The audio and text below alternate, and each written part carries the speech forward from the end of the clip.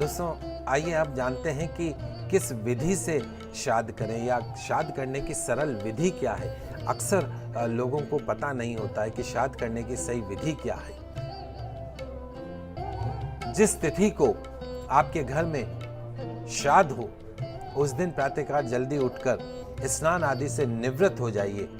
पितरों के निमित्त भगवान सूर्य देव को जल का अर्घ्य प्रदान कीजिए।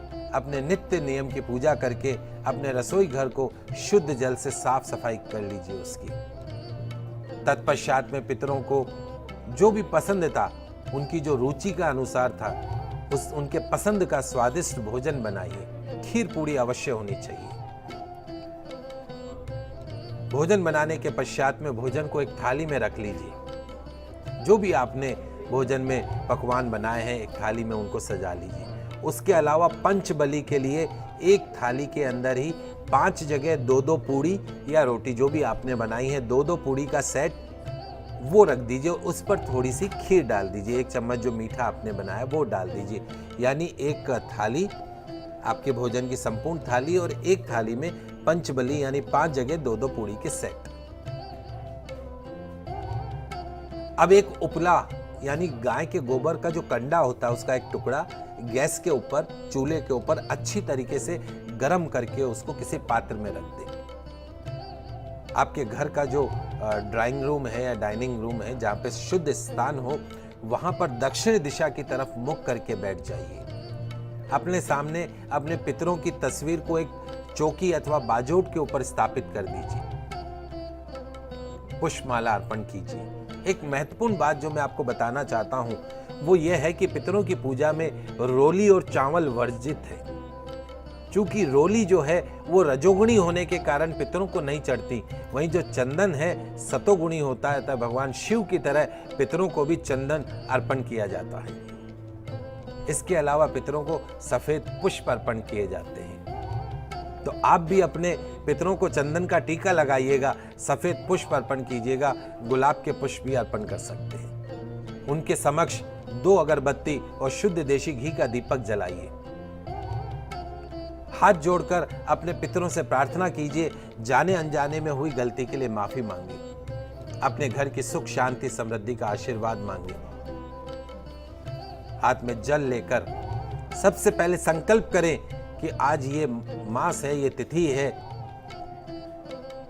मैं अपने पितरों के निमित्त जो है ये भोग दे रहा हूं। मेरे पितृ देवता आए, भोजन को ग्रहण करें, जल को ग्रहण करें, अपना शुभ आशीर्वाद प्रदान करें। जल को छोड़ दीजिए, उन्हें निमंत्रण दीजिए।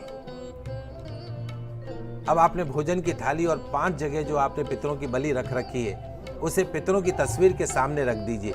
गरम उपला यानी कंडे पर आप शुद्ध एक कटोरी ले लीजिए।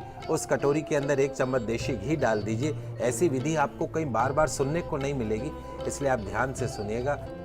इस कर्म को हम धूप कहना कहते हैं, धूप दिखाना, जोत दिखाना जिसको कहते हैं। तो कंडा गरम जो आपने किया हुआ है, ध्यान रखिए सब्जी वगैरह का भोग नहीं लगाना। खीर पूड़ी का भोग जो है थोड़ा सा तोड़ के घी में मिला के आपको उस उपले के ऊपर, गरम उपले के ऊपर डालना। उस धूप से जो सुगंध उठती है उससे वो आपके पितृ देवता ग्रहण करते हैं।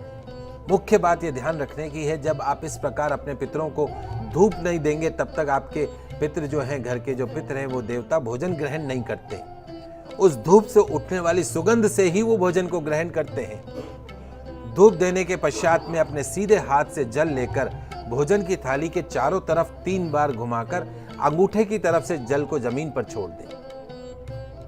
आप में से बहुत से दर्शक ऐसे होंगे जिन्हें यह पता नहीं होगा कि जब हम उंगलियों की तरफ से जल छोड़ते हैं, अंजुली की तरफ से जल छोड़ते हैं तो वो जल देवता ग्रहण करते हैं, और जब हम अंगूठे की तरफ से जल छोड़ते हैं तो वो जल आपके पितृ देवता ग्रहण करते हैं। बहुत छोटी सी किंतु आप सभी के लिए बहुत ज्ञानवर्धक बात है।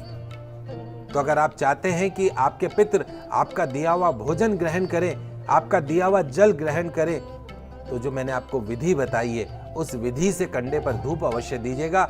जल को अंगूठे की तरफ से छोड़िएगा। एक बार पुनः उनसे मंगल आशीर्वाद की कामना करें। पंचबली में से एक बलि क्रमशः गाय को देनी चाहिए, 1 बलि कुत्ते को देनी चाहिए, 1 बलि कौवे को देनी चाहिए, 1 किसी मांगने वाले को देनी चाहिए और 1 चींटी को देनी चाहिए। और जो भोजन की थाली है वो घर में बुलाए ब्राह्मण के सामने रखें, आत्मीयता से उसे भोजन करवाएं। भोजन करने के पश्चात में ब्राह्मण देवता के चरण छूकर आशीर्वाद प्राप्त करें। यथाशक्ति दक्षिणा दीजिए, वस्त्र इत्यादि देकर उनका सम्मान करके उनको विदा कीजिए। तो इस प्रकार आपको श्राद्ध कर्म नियमित रूप से